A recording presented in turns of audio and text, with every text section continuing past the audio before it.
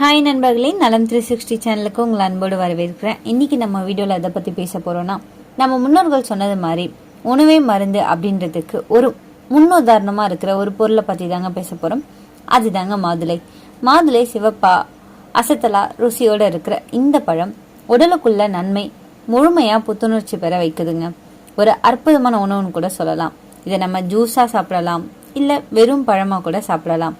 இன்னைக்கு இந்த வீடியோவில் நம்ம இந்த மாதுளையோட ஆரோக்கிய நன்மைகள் என்னென்ன, இதில் ஏதாவது பக்க விளைவுகள் இருக்கா, அதை எப்படி சாப்பிடணும், யாரெல்லாம் தவிர்க்கணுன்றதை பற்றி முழுமையாக தெரிஞ்சுக்க போகிறோம். அதுக்கு முன்னாடி நலம் 360 சேனலில் சப்ஸ்கிரைப் பண்ணாதவங்க சப்ஸ்கிரைப் பண்ணிக்கோங்க. மறக்காமல் பக்கத்தில் இருக்க பெல் ஐக்கானை ப்ரெஸ் பண்ணிக்கோங்க. வாங்க வீடியோக்குள்ளே போகலாம்.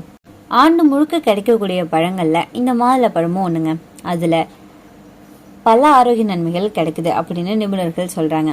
ஆனால் மாதுளை பழத்தை ஒரு வாரம் சாப்பிட்டு வந்தீங்க அப்படின்னா சில வகையான உடல்நல பிரச்சனைகள் இருந்தாலும் அதுலேருந்து நம்மளால விடுபட முடியும் அப்படின்னு கூறப்படுது. அது என்னன்னு இப்போ நான் சொல்கிறேன். அதுக்கு முன்னாடி ஃபர்ஸ்ட் இந்த மாதுளை பழையில என்னென்ன ஊட்டச்சத்துக்கள் இருக்குன்னு தெரிஞ்சுக்கலாம். புரதம், கார்போஹைட்ரேட், நார்ச்சத்து, vitamin C, vitamin K, folate, potassium, magnesium, anti ஆக்சிடென்ட்கள் போன்ற ஊட்டச்சத்துக்கள் நிறைஞ்சிருக்கு. இது உடலை ஆரோக்கியமாக்கும்.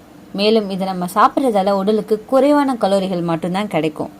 இந்த மாதுளை பழம் பண்டைய இந்தியா, பாரசீகம், எகிப்து போன்ற நாடுகளில் மருந்தாவே பயன்படுத்தப்பட்டு வந்திருக்குங்க. ஆயுர்வேதத்தில் இதை தாது பரிபூரக பழம் அப்படின்னு சொல்லுவாங்க. அதாவது உடல்ல முக்கிய தாதுக்களை நிரப்பி வைக்கிற பழம் அப்படின்னு பொருள். இது பசுமை நிற மரத்துல இருந்து கிடைக்கும் பழங்க. இதுக்குள்ள அந்த சிவப்பு விதை அதுதான் நம்ம சாப்பிட்ற பொருளா எடுத்துட்டு இருக்கோம். அந்த சிவப்பு நிறத்துக்கு காரணம் ஆந்தோசைனின் அப்படின்ற ஒரு சக்தி வாய்ந்த ஆன்டி ஆக்சிடென்ட் சொல்லலாம். 100 கிராம் மாதுளையில வைட்டமின் சி 17% வரை, வைட்டமின் கே 16% வரை இருக்குங்க. ஃபோலேட், பொட்டாசியம், நார்ச்சத்து ஆகியவை நிறையவே இருக்கு. கலோரி ரொம்பவே குறைவு, 83 கலோரி மட்டும்தான் இருக்கு. அதனாலதான் இது டயட் பிளான்ல சேர்க்கறதுக்கு ஒரு சிறந்த பழம் அப்படின்னு சொல்றாங்க. இந்த மாதுளை பழத்தை நம்ம சாப்பிட்றதால புற்றுநோய் அபாயத்தை குறைக்க முடியுமா?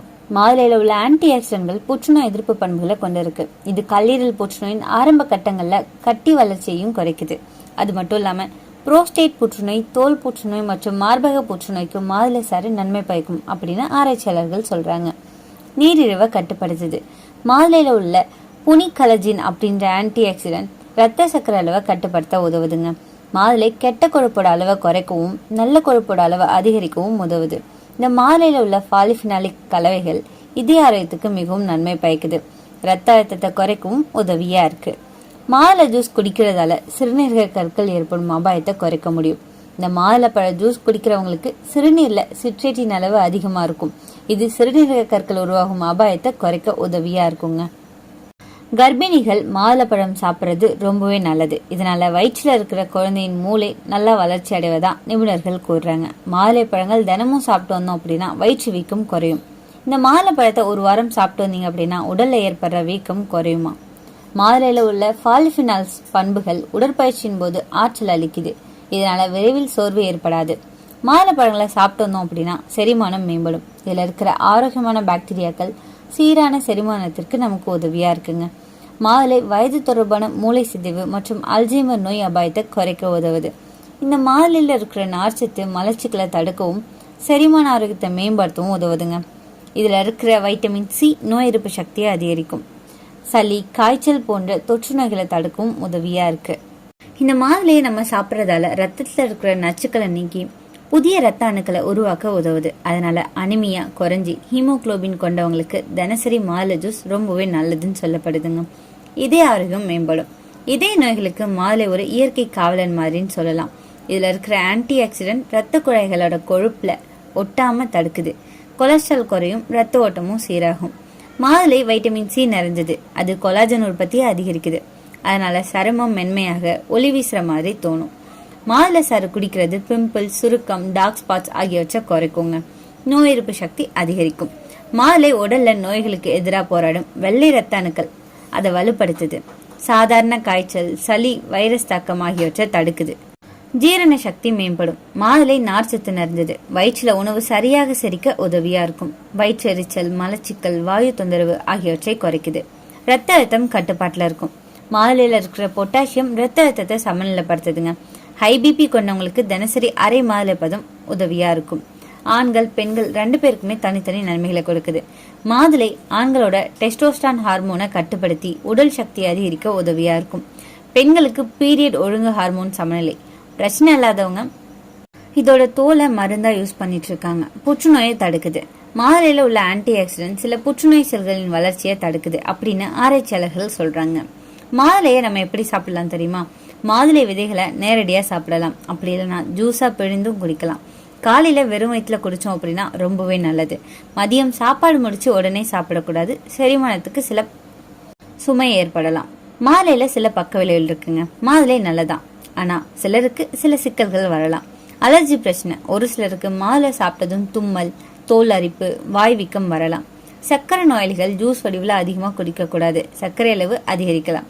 லோ பிபி கொண்டவங்க மாதுளை ரத்த அழுத்தம் மேலும் குறைக்கலாம் அப்படின்றதால கவனமா இருக்கிறது ரொம்பவே நல்லது.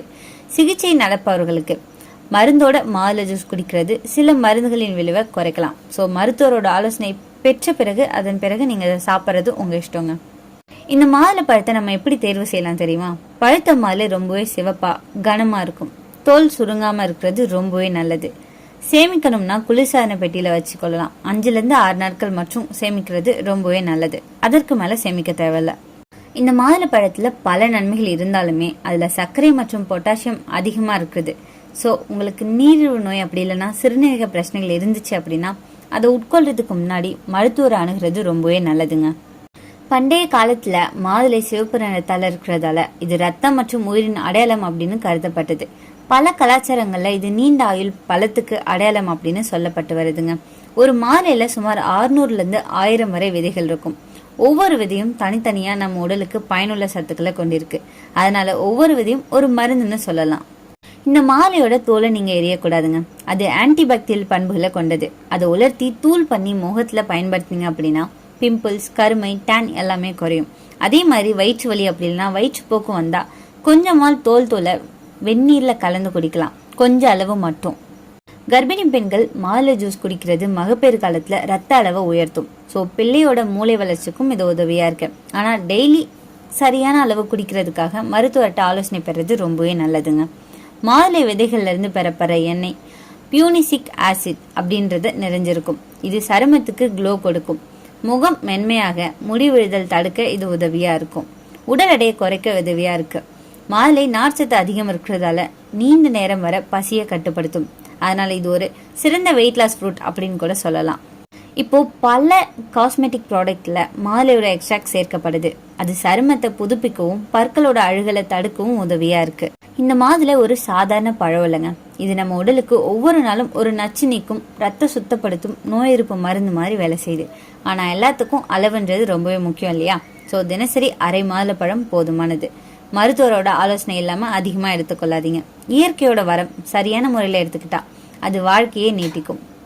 இன்னைக்கு நான் சொன்ன விஷயங்கள் எல்லாமே உங்களுக்கு ஹெல்ப்ஃபுல்லா இருக்கும்னு நம்புறேன். இந்த வீடியோ உங்களுக்கு பிடிச்சிருந்துச்சுன்னா லைக் பண்ணுங்க, ஷேர் பண்ணுங்க, மறக்காம நம்ம சேனலை சப்ஸ்கிரைப் பண்ணுங்க. அடுத்த ஒரு அற்புதமான வீடியோல சந்திக்கிறேன்.